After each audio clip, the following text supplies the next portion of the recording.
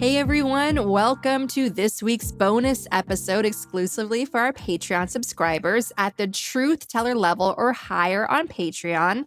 If you want to hear the full thing or submit your questions for our regular Q&As or get invites to virtual events and so much more, make sure you're subscribed to the show at patreon.com/gaslit. That's patreon.com/gaslit. And thank you to everyone who makes Gaslit Nation possible. We could not make this show without you.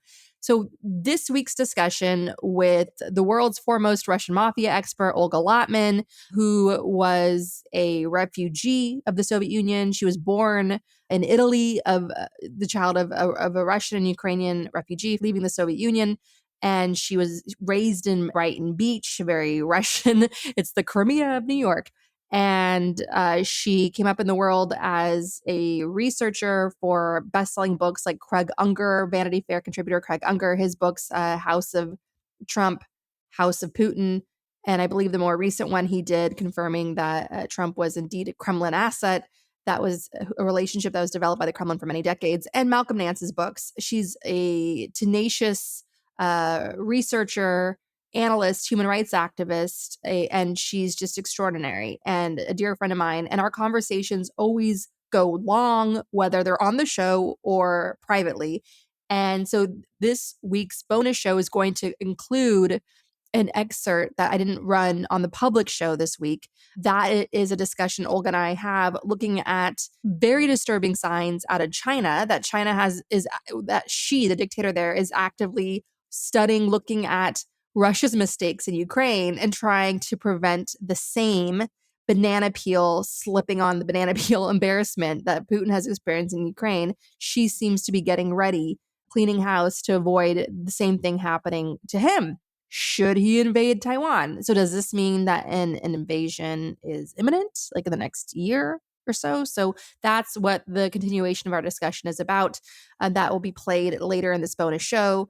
And it's going to include as well reading our mailbag, opening up the mailbag, messages, questions, comments from listeners, ideas.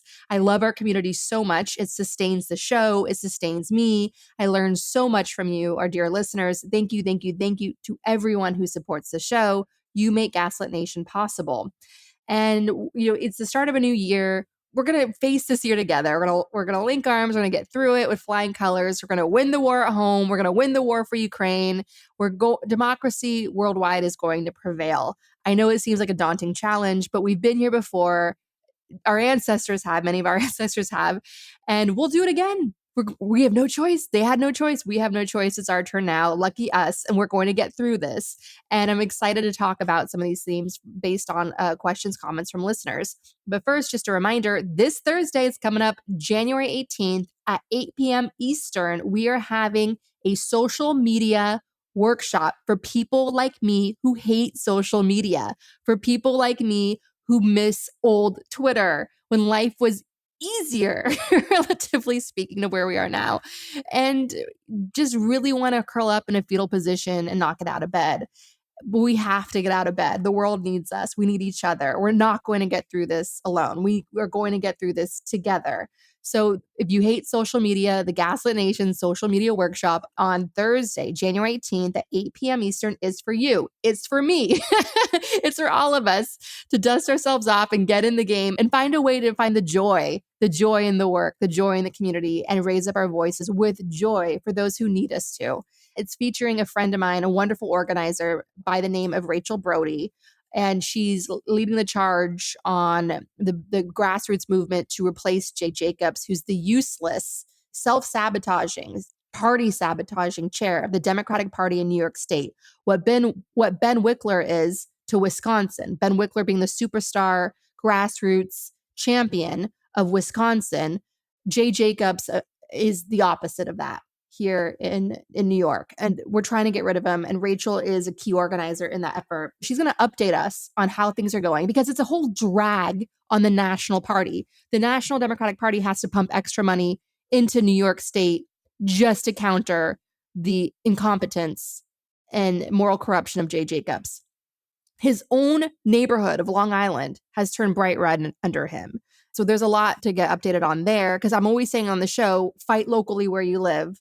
And so we're going to fight locally where I live, which is in Brooklyn. God help us. And New York is the path to the House. So with Mike Johnson, one of the most extreme reps to ever haunt the halls of Congress, which says a lot given our nation's history, given our civil war and our violent insurrection on January 6th.